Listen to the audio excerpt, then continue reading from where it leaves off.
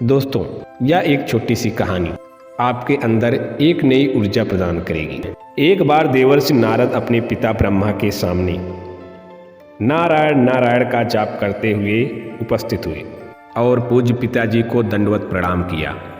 नारद जी को सामने देख ब्रह्मा जी ने पूछा, नारद, आज कैसे आना हुआ?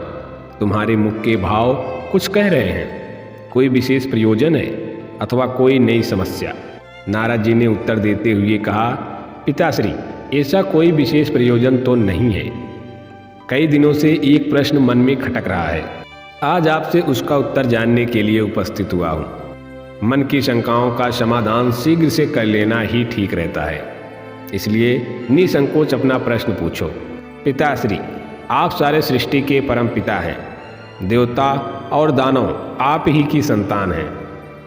भक्ति और ज्ञान में देवता श्रेष्ठ हैं, तो शक्ति तथा तपाचरण में दानव श्रेष्ठ हैं। परंतु मैं इसी प्रश्न में उलझा हुआ हूँ कि इन दोनों में कौन अधिक श्रेष्ठ है। और आपने देवों को स्वर्ग और दानव को पाताल लोक में जगह दी, ऐसा क्यों? इन्हीं प्रश्नों का उत्तर जानने के लिए मैं आपकी शरण में आया हूँ। नारद ने ब्रह्मा जी से अपना प्रश्न बताते हुए कहा।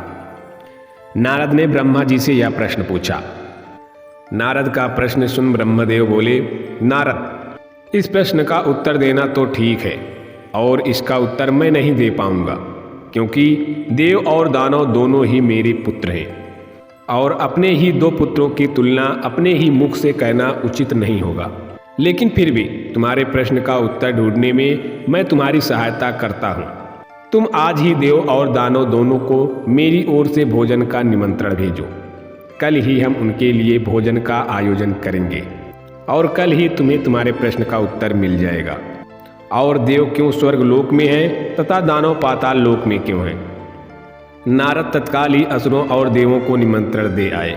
दूसरे दिन दानव ब्रह्मलोक में भोजन का आनंद लेने के लिए पहुंच गए और उन्होंने पहले पहुंचने के कारण भोजन की पहली शुरुआत खुद से करने के लिए ब्रह्मा जी से आग्रह किया। भोजन की थालियां परोसी गई। दानव भोजन करने के लिए बैठे। वे भोजन शुरू करने ही वाले थे कि ब्रह्मा जी हाथ में कुछ लकड़ियां लेकर उनके समक्ष उपस्थित हुए और उन्होंने कहा, आज के भोजन की एक छोटी सी शर्त है। मैं यहाँ उपस्थित हर एक अतिथि के दोनों हाथों में एक प्रकार की लकड़ी बांधूंगा कि वो कोने से मुड़ नहीं पाए, और इसी स्थिति में सभी को भोजन करना होगा। कुछ देर बाद सभी असुरों के हाथों में लकड़ियां बंध चुकी थीं। अब असुरों ने खाना शुरू किया, पर ऐसी स्थिति में कोई कैसे खा सकता है? कोई असुर सीधे थाली में मुंह डालकर खाने का प्रयास करने लगा, तो कोई भोजन को हवा में उछालकर मुंह में डालने का प्रयत्न करने लगा। दानवों की ऐसी स्थिति देखकर नारद जी अपनी हंसी रोक नहीं पाए। अपने सारे प्रयास विफल होते देख दानव बिना खाए उठ गए और क्रोधित होते हुए बोले, हमारी यही दशा ही करनी थी, तो हमें भोजन पर क्यों बुलाए हो?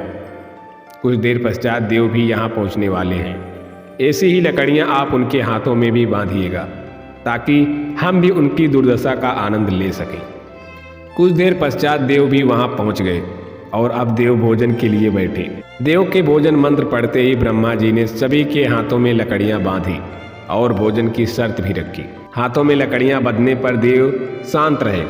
वे समझ चुके थे कि खुद अपने हाथों से भोजन करना संभव नहीं है, अतः वे थोड़ा आगे खिसक गए और थाली से अन्न उठाकर सामने वाले को खिलाकर भोजन आरंभ किया। बड़े ही स्नेह के साथ वे एक दूसरे को खिला रहे थे और भोजन का आनंद ले रहे थे। उन्होंने भोजन का भरपूर स्वाद लिया, साथ ही दूसरों के प्रति अपना स्नेह और सम्मान जाहिर किया। यह कल्पना हमें क्यों नहीं सूझी? इसी विचार के साथ दानव बहुत दुखी होने लगे। नारद जी यह देखकर मुस्कुरा रहे थे। नारद जी ने ब्रह्मा जी से कहा, पिताश्री, आपकी लीला अपरंपार है। युक्त शक्ति और सामर्थ्य का उपयोग स्वार्थ हेतु करने की अपेक्षा परमार्थ के लिए करने वाले का जीवन ही श्रेष्ठ होता है। दूसरों की भलाई में ही अपनी भलाई है। यह आपने सप्रमाण दिखा दिया और मुझे अपने प्रश्नों का उत्तर मिल गया है। ब्रह्मा जी को सबने प्रणाम किया और वहाँ से विदा ली। मित्रों, हमें यह जीवन सिर्फ अपने स्वार्थ के लिए नहीं मिला है। यदि हम इसका उपयोग परोपकार के लिए, कार्यों के लिए करते हैं तो निश्चित रूप से हमें इसी जीवन में स्वर्ग की प्राप्ति होगी। यदि हम दूसरों को प्यार और स्नेह देंगे तो बदले में हमें भी वही मिलेगा। यदि हम अपने सामर्थ्य के अनुसार हमारे समाज के लिए एक छोटा सा योगदान भी दे सकें तो यह अपने आप में एक बहुत बड़ी उपलब्धि के बराबर है। धन्यवाद दोस्तों।